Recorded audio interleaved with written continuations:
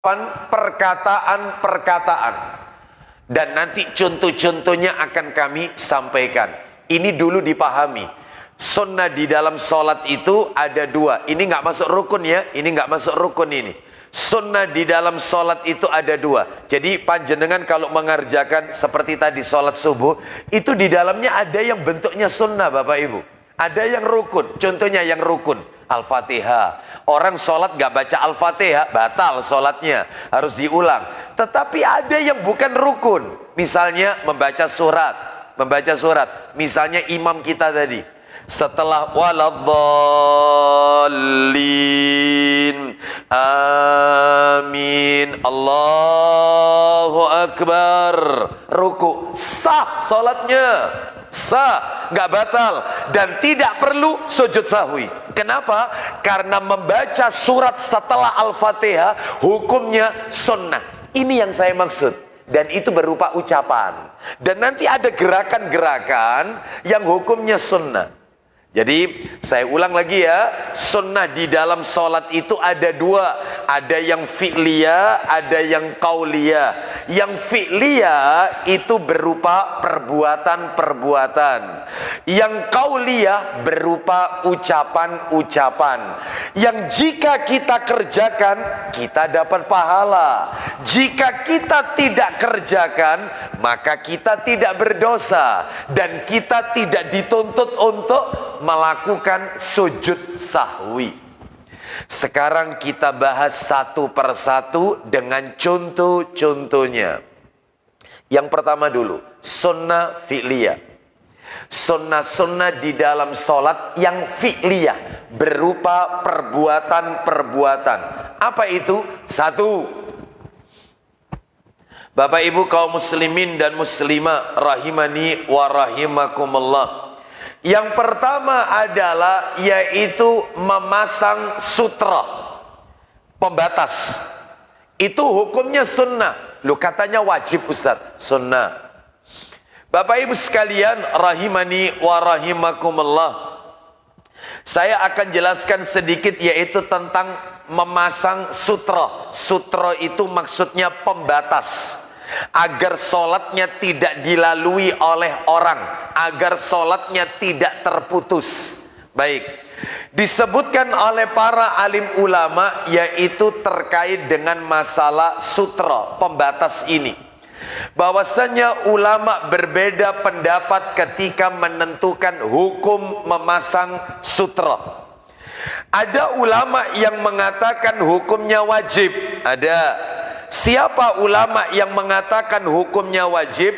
Inilah pendapatnya Ibnu Hazm, Imam Asy-Syaukani, dan Syekh Muhammad Nasiruddin Al-Albani rahimahullah. Mereka semua mengatakan memasang sutra hukumnya wajib. Salat mendekati dinding, salat mendekati tiang, menghadap ke tiang supaya tidak dilewati orang, atau sholat meletakkan sesuatu di depannya, entah itu tas, entah itu tiang, entah itu papan, entah itu apapun yang menjadikan sebagai pembatas antara dirinya dengan yaitu sutra tersebut supaya tidak dilalui orang. Itu ada ulama yang mengatakan hukumnya wajib. Dalilnya di mana mereka mengatakan wajib? Dalilnya adalah hadis riwayat Abu Dawud. Silakan bisa dibuka Abu Dawudnya nomor 695. Abu Dawud 695. Saya baca dari Sahal bin Abu Hasmah radhiyallahu an. Rasulullah sallallahu alaihi wasallam bersabda, "Idza shalla ahadukum falyusalli." Lah ini yang perlu digarisbawahi. Saya ulang ya. Idza shalla ahadukum falyusalli ila sutratin wal yadnu minha. Silakan dibaca Pak Wahyu. Dari Sahal bin Abu Hasmah radhiyallahu anhu, telah sampai suatu kabar kepadanya bahwa Nabi sallallahu alaihi wasallam bersabda. Apa isi sabdanya? apabila salah seorang di antara kamu mengerjakan sholat, Perhatikan baik-baik. Apabila salah seorang di antara kalian mengerjakan sholat, entah itu sholat fardu, entah itu sholat sunnah, maka menghadap sebuah tabir, maka hendaklah yang mendekat kepadanya. stop. Di sini ada kalimat, yaitu lafadznya lafadz perintah. Sebab Nabi mengatakan falyusalli ila sutra, salatlah menghadap sutra, wal yadnu minha, dan mendekatlah dengan sutra. Berarti perintah. Katanya para alim ulama, asal hukum perintah itu wajib, karena ini fiilnya fiil amr, berarti wajib. Ini katanya Ibnu Hazm, Imam Asy-Syaukani, dan Syekh Albani rahimahullah. Adapun ulama yang lain, lah ini yang lebih rajih, lebih kuat pendapatnya, bahwasannya memasang sutra itu hukumnya sunnah. Makanya masuk materi kajian kita pagi hari ini, sunnah-sunnah dalam sholat yang berupa perbuatan, yaitu memasang sutra, hukumnya sunnah. Siapa ulama yang menetapkan memasang sutra ini hukumnya sunnah? Ini adalah pendapatnya Imam Syafi'i rahimahullah dan Imam Malik rahimahullah. Apakah mereka punya dalil? Punya. Mana dalilnya? Silakan dibuka dalilnya, yaitu disebutkan di dalam hadis riwayat Bukhari. Buka Sahih Bukhari. Oh, enggak ada Bukhari. Minta tolong bisa diambilkan Sahih Bukharinya. Maaf terlewat tadi. Bukhari, Sahih Bukhari. Ya, nomornya 62. Ya, ini nomor cetakan terjemahan. Kalau nomor aslinya 76. Nomor aslinya. Saya bacakan saja. Baik, dari sahabat Abdullah bin Abbas radhiyallahu anhuma, dia berkata, wa Rasulullah sallallahu alaihi wasallam yusalli biminan ila ghairi jidarin. Jelas sekali ini artinya. Dikatakan oleh Ibnu Abbas radhiyallahu anhuma, dia berkata, Rasulullah sallallahu alaihi wasallam pernah mengerjakan salat di Mina tanpa menghadap tembok. Di depannya nggak ada apa-apa.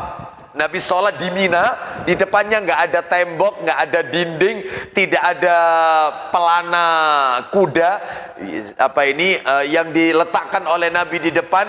Tidak Nabi memancangkan, yaitu tombak. Tidak ada apa-apa di depan. Kalau memang hukumnya wajib, mestinya Nabi melakukan. Berarti hukumnya nggak wajib. Buktinya Nabi sholat di depan nggak ada apa-apa. Berarti kalau begitu Ustadz, orang yang sholat di depannya tidak ada apa-apa, berarti sholatnya nggak batal. Sholatnya itu sah. Ya, sholatnya sah. Sholatnya sah. Karena hukumnya memasang sutra ini adalah sunnah. Wallahu a'lam wa bishawab. Baik, Bapak Ibu sekalian, rahimani wa rahimakumullah. Dalil yang lain. Nah, dalil yang lain saya tambahkan supaya agak lengkap, yang menunjukkan memasang sutra itu tidak wajib. Ini pendapatnya Imam Syafi'i dan Imam Malik rahimahullah, yaitu disebutkan di dalam hadis riwayat Bukhari. Bukhari lagi nih, nomornya 292 cetakan terjemahan. Kalau nomor aslinya 509. Saya bacakan dari Abu Sa'id Al-Khudri radhiyallahu an.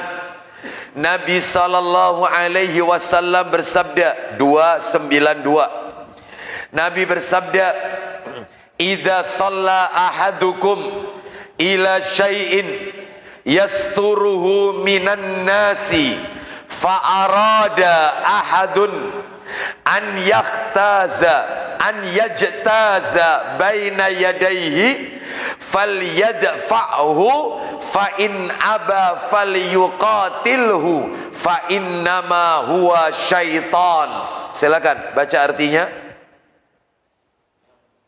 292 Bukhari. Hah? Panjang, ya, memang hadisnya panjang. Saya langsung terjemahkan pada poin intinya saja. Jika salah seorang dari kalian, kata Nabi, jika salah seorang dari kalian sholat menghadap sesuatu yang ia jadikan sutra, perhatikan kalimatnya. Jika salah seorang dari kalian sholat menghadap sesuatu yang ia jadikan sutra terhadap orang lain, kemudian ada seseorang yang mencoba lewat di antara dia dan sutra itu, maka cegahlah ia. Jika dia tidak mau dicegah, maka perangilah dia, karena sesungguhnya dia adalah syaitan.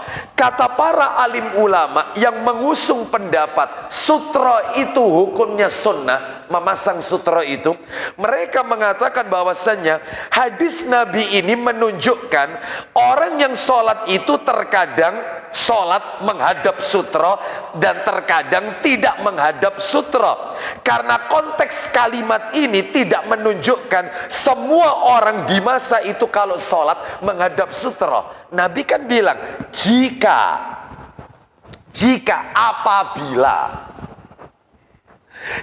salah seorang dari kalian sholat menghadap sutra, berarti kadang menghadap kadang tidak, maka hukumnya tidak wajib, hukumnya sunnah.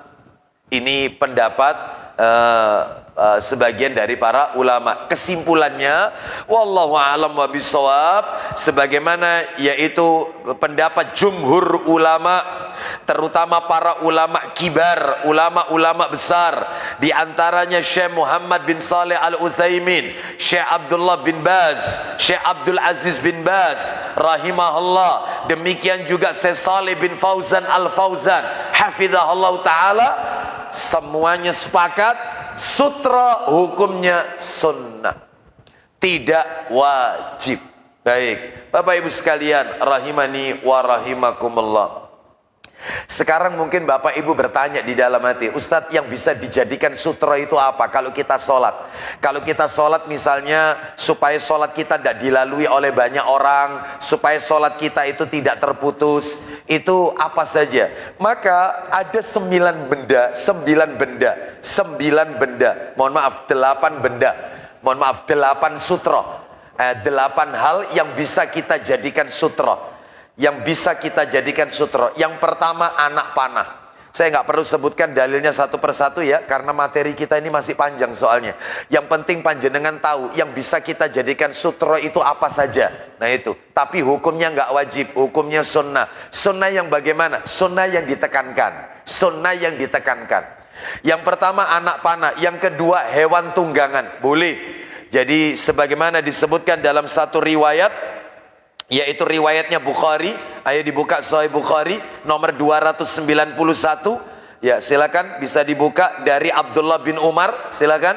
Berita dari Ibnu Umar radhiyallahu anhu, dari Nabi sallallahu alaihi wasallam mengatakan bahwa Nabi sallallahu alaihi wasallam dalam suatu perjalanan melintangkan kendaraannya. Ya. Kemudian tidak sholat menghadap ke arah kendaraannya. Jadi Nabi melintangkan kendaraannya. Apa kendaraan yang Nabi pakai? Ya kendaraan di zaman itu kuda, keledai, itu ditaruh di depan, maka Nabi sholat menghadap kepada kendaraannya tersebut, supaya sholat Nabi tidak dilalui oleh banyak orang. Ya, baik. Jadi yang pertama anak panah, panah ya kita tancapkan di depan. Yang kedua hewan tunggangan. Yang ketiga tiang, tiang. Yang keempat pohon. Ini pernah dilakukan. Riwayatnya dari Ali bin Abi Thalib radhiyallahu an. Dia berkata, laqad ra'aituna lailatal badrin wa ma fina insanun illa naiman illa Rasulullah sallallahu alaihi wasallam fa innahu kana yusalli ila syajaratin wa yad'u hatta asbaha. Katanya Ali bin Abi Thalib radhiyallahu an, ini riwayatnya Ahmad ini ya. Itu dikatakan, sungguh aku menyaksikan, katanya Ali ini, menantunya Nabi, aku menyaksikan keadaan kita pada malam hari perang Badar, malam hari saat perang Badar. Tidak ada seorang pun dari kita yang tidak tidur kecuali Rasulullah. Semuanya tidur kecuali Rasul. Waktu itu beliau mengerjakan sholat menghadap ke sebuah